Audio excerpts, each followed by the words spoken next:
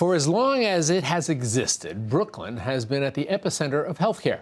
From the dawn of reproductive rights with the nation's first ever birth control clinic to the measles outbreak in Williamsburg, the borough has existed as something of a microcosm of the larger healthcare debate. Now, a new exhibition at the Brooklyn Historical Society called Taking Care of Brooklyn, Stories of Sickness and Health, is examining how for centuries Brooklynites have come to understand and experience illness.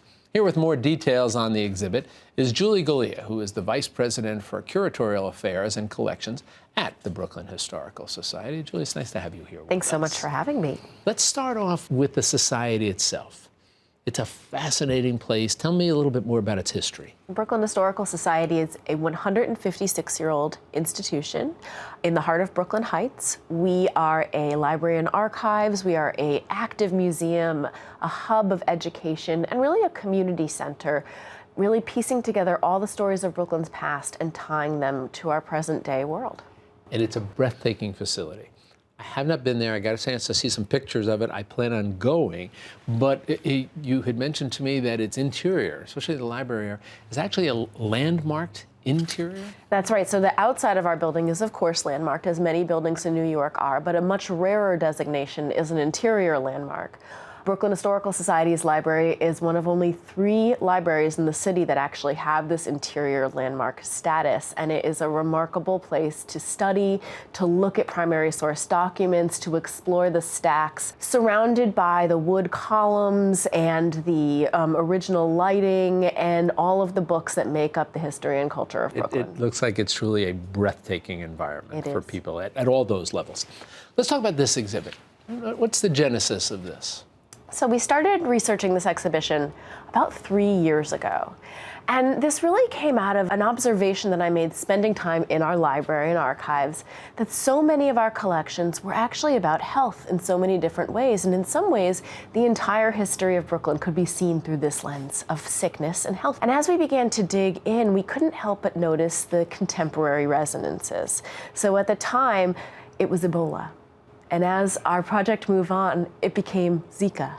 And then the measles outbreak in Brooklyn, that is really on all of our minds. And it really shows, I think, so saliently that the events and decisions of the past absolutely shape the world, the Brooklyn we live in today. What do you think it is about Brooklyn, about its composition, its infrastructure, all of these, that has put it at something of the center of so many different challenges and issues over the years, especially in medicine? You know, the exhibition is about sickness and health, and people often think germs, biology, and those things, of course, all factor into our health. But actually, what is really at the heart of people's experiences of health are social issues. And things like urban crowding, diversity, immigration, racism and xenophobia, sexism, all of these things have such a key part in shaping the way that we experience health. And Brooklyn is ground zero for those experiences. Brooklyn is crowded. It is diverse. It has given rise to remarkable moments of activism and change, and also key moments of oppression.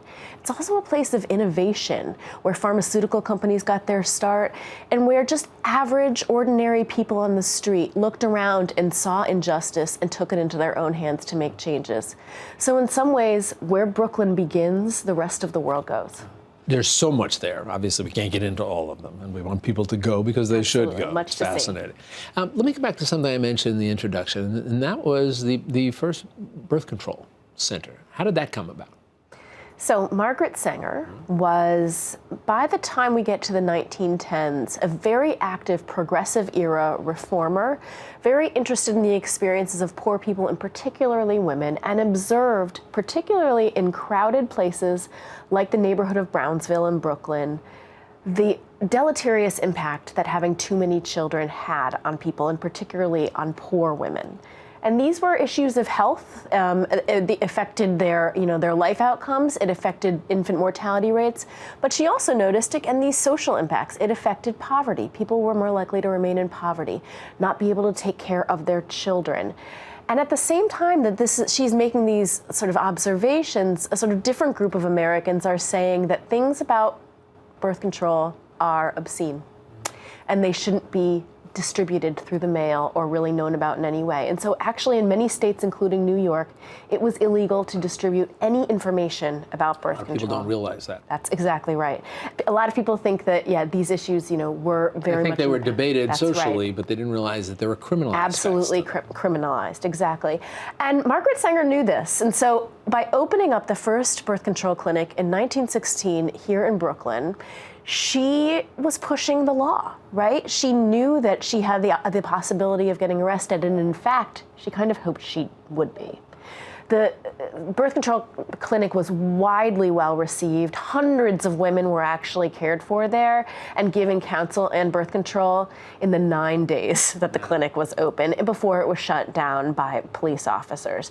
And Margaret Sanger and the women she opened it with did jail time. But actually, their sort of commitment to shining light on the inequity of these laws eventually led to a change in New York state law about the dissemination of birth control and information about birth control. It's a fascinating look at an interesting problem. But if you can't get there, you also have a podcast. We do. Yeah. We have a podcast called Flatbush in Maine. It's been running for about 3 years. We have a wonderful fan base. And it's a great way to get the stories that we tell in our buildings out to the world. And so we've already done a number of episodes on the history of cholera in Brooklyn, on the history of women doctors in Brooklyn. We have one coming up next month about the relationship between public health and civil rights. And you can find that on Apple Podcasts, Stitcher, or any podcast platform you use. Well, the podcasts are great, but get to the building. Julia, again, it's a pleasure talking with you. Just a marvelous operation, doing such very good work. Thank you thanks so for much. coming to visit. We'll get you back next time for the next exhibit Please that you have do. going on. And for you folks out there, for more information on the exhibit, once again called Taking Care of Brooklyn, Stories of Sickness and Health at the Brooklyn Historical Society, make sure you visit us at metrofocus.org.